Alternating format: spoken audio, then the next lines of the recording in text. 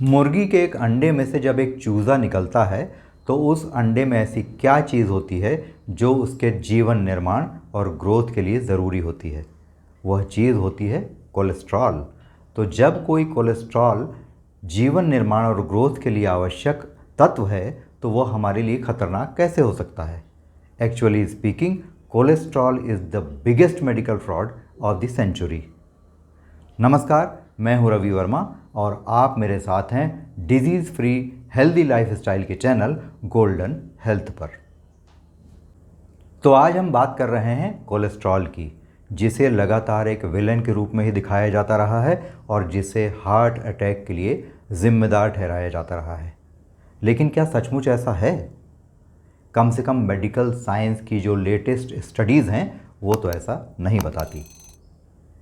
देखिए, हमारी बॉडी में लगातार लाखों की संख्या में प्रतिदिन नई सेल्स बनती रहती हैं और पुरानी सेल्स मरती रहती हैं। इन नए सेल्स के निर्माण के लिए सबसे ज़रूरी चीज़ होती है कोलेस्ट्रॉल, क्योंकि वह सारे सेल्स के आउटर लेयर को बनाता है। प्रकृति ने भी सिर्फ जानवरों को, जिसमें इंसान भी शामिल है, उन्हें कोलेस्ट्रॉल बनाने की मशीन और या उसकी जो कैपेसिटी है कोलेस्ट्रॉल बनाने की, उससे नवाजा है। प्लांट्स जो हैं वो कोलेस्ट्रॉल नहीं बना सकते हैं। प्लांट्स जो हैं वो सनलाइट से क्लोरोफिल के ज़रिए जीवन का निर्माण करते हैं और इंसान या कोई भी जानवर जो होता है वो कोलेस्ट्रॉल के ज़रिए नई सेल्स बनाकर जीवन का निर्माण करता है। देखिए, कोलेस्ट्रॉल जो होता है वो एक तरह का फैट होता है जिसे हमारे शरीर में लीवर बनाता है, और यही कोलेस्ट्रॉल जो है वो हमारे सेल्स का और बहुत सारे हार्मोन्स का बिल्डिंग ब्लॉक होता है। तो अगर हमने दवा लेके इस कोलेस्ट्रॉल को कम कर दिया तो हमने क्या किया? हमने बिल्डिंग ब्लॉक्स की सप्लाई रोक दी, यानी नए सेल्स का निर्माण रोक दिया, यानी अपनी ग्रोथ पर विराम लगा दिया। लेकिन लगातार ऐसा होता रहा है कि कोलेस्ट्रॉल बढ़ गया, कोलेस्ट्रॉल बढ़ गया। यह फार्मेसी की जो लॉबी है, उसका जो माफिया है, उसने प्रचारित किया और नतीजा ये हुआ कि बाज़ार जो है वो कोलेस्ट्रॉल लोवरिंग ड्रग्स से पट गया और हर दूसरा या तीसरा आदमी कोलेस्ट्रॉल की मात्रा से चिंतित है और उसे कम करने के लिए स्टैटिन नाम की दवाई ले रहा है। जो खाने पीने की सामग्री है, जो बाज़ार में चमकदार पैकेट्स में मिलती है, डिब्बों में मिलती है, उसमें भी जिसमें ये लिखा रहेगा कि इसमें ज़ीरो कोलेस्ट्रॉल है, हम सब उसकी ओर ही दौड़ पड़ते हैं, उसी को खाना प्रेफर करते हैं। आइए अब ये जान लेते हैं कि कोलेस्ट्रॉल को विलन के रूप में दिखाने का श्रेय आखिर किसे जाता है। एक अमरीकी वैज्ञानिक हैं जिनका नाम है अंसल कीज, जिन्होंने 1975 में 1975 में 7 देशों की स्टडी के बाद यह निष्कर्ष निकाला था कि कोलेस्ट्रॉल के बढ़ने से ब्लॉकेज होता है और ब्लॉकेज के कारण हार्ट अटैक होता है। इस रिपोर्ट का नतीजा यह हुआ कि यूएसए के फूड एंड ड्रग एडमिनिस्ट्रेशन यानी एफडीए ने तत्काल प्रभाव से खाने पीने की सामग्री में फैट घटाने और कोलेस्ट्रॉल नियंत्रित करने के आदेश जारी कर दिए। कई अन्य देशों ने भी इसी का अनुसरण किया, लेकिन कुछ समय बाद देखा गया कि ऐसा करने से डायबिटीज़ के, बीपी के मरीज़ तो बढ़े ही, हार्ट अटैक में भी कोई कमी नहीं आई और डेथ रेट भी कम नहीं हुआ। अब सरकार को लगने लगा कि कहीं न कहीं कुछ गड़बड़ ज़रूर है। इससे नई मेडिकल रिसर्च का रास्ता खुला। तो 2016 में एक बहुत प्रतिष्ठित medical magazine British medical journal ने एक रिपोर्ट प्रकाशित की।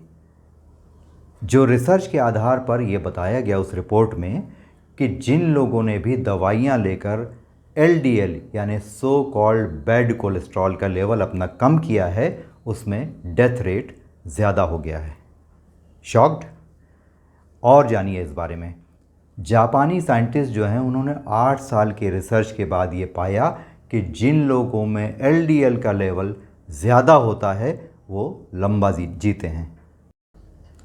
इन नई रिसर्च के आधार पर कुछ ही साल पहले एफडीए यानी food and drug administration of USA ने ये कहा कि आपको अपने डाइट से फैट हटाने की ज़रूरत नहीं है, क्योंकि इससे आपको गंभीर नुकसान हो सकता है।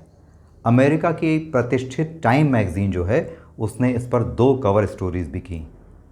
इसका मतलब ये हुआ कि कोलेस्ट्रॉल को आर्टिफिशियली घटाना हमारे लिए घातक साबित हो सकता है। आप एक चीज़ यह भी देखिए कि जिन लोगों का कोलेस्ट्रॉल नॉर्मल या उससे कम लेवल का होता है, क्या उन्हें हार्ट अटैक नहीं होता? उन्हें भी होता है। उनकी भी दर लगभग उतनी ही रहती है जितना हाई कोलेस्ट्रॉल वालों की होती है। इसलिए कोलेस्ट्रॉल को विलेन ठहराना या गलत साबित करना या ये कहना कि यह हार्ट अटैक के लिए जिम्मेदार होता है, यह बिल्कुल गलत बात है। एक और जहाँ यूएसए में ये बातचीत चल रही है कि हमें अपने डाइट से फैट को नहीं घटाना चाहिए, हमें कोलेस्ट्रॉल लोवरिंग ड्रग्स को नहीं खाना चाहिए, वहीं भारत में ठीक इसका उलट है। यहाँ आज भी बिना सोचे समझे हर दूसरे या तीसरे आदमी को ज़रा भी कोलेस्ट्रॉल का लेवल ज़्यादा दिखा, अगर ब्लड टेस्ट में आपके एचडीएल एलडीएल का लेवल गड़बड़ दिखा तो आपको कोलेस्ट्रॉल लोवरिंग ड्रग्स यानी स्टैटिन प्रिस्क्राइब कर दिया जाता है। आखिर इससे होता क्या है? स्टैटिन कितनी ज़िम्मेदार है हमारी बिगड़ती तबीयत के लिए? जो स्टैटिन्स होती हैं या कोलेस्ट्रॉल लोवरिंग ड्रग्स होती हैं, वो सारी की सारी एक्स कैटेगरी ड्रग में आती है।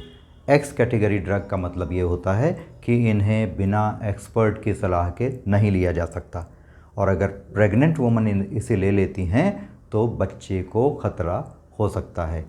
इसका मतलब जीवन के निर्माण के लिए ये दवाएं बेहद ख़तरनाक होती हैं। यह भी देखा गया, new England journal of medicine एक बहुत प्रतिष्ठित जर्नल है, उन्होंने 1996 में प्रकाशित किया है कि कोलेस्ट्रॉल लोवरिंग ड्रग्स यानी स्टैटिन लेने से ब्रेस्ट कैंसर का खतरा 11% बढ़ जाता है। इसके अलावा diabetes, blood pressure, memory loss, erectile dysfunction और मसल्स का लॉस भी इन दवाइयों को लेने से होने लगता है।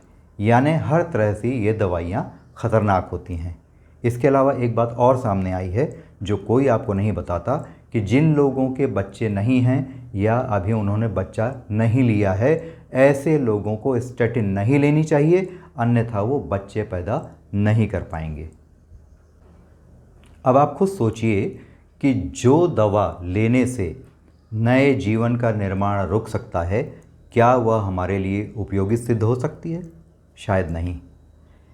इसका मतलब ये हुआ कि हमारा जो कोलेस्ट्रॉल था, जो विलेन था, वह अब हीरो बनकर वापस लौटा है।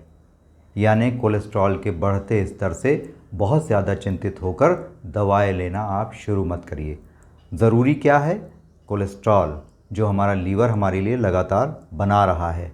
इसका मतलब ये हुआ कि हमें बाहर से ऐसे पदार्थ लेने कम कर देने चाहिए जो कोलेस्ट्रॉल का स्तर अनावश्यक रूप से बढ़ाते हैं। इसका मतलब ये हुआ कि हमें प्लांट बेस्ड डाइट पर ज़्यादा फोकस करना चाहिए, क्योंकि प्लांट्स में कोलेस्ट्रॉल नहीं होता है। हाँ, अगर आप नॉनवेज के शौकीन हैं तो इसका जो इस्तेमाल है वो सीमित कर दें, कम कर दें, तो आपकी सेहत के लिए बेहतर रहेगा। कभी आपको कोलेस्ट्रॉल लोवरिंग ड्रग्स लेने की ज़रूरत नहीं पड़ेगी। इसलिए LDL, HDL, good cholesterol, bad cholesterol, इस सब चक्कर में आप ना पड़ें तो बेहतर होगा।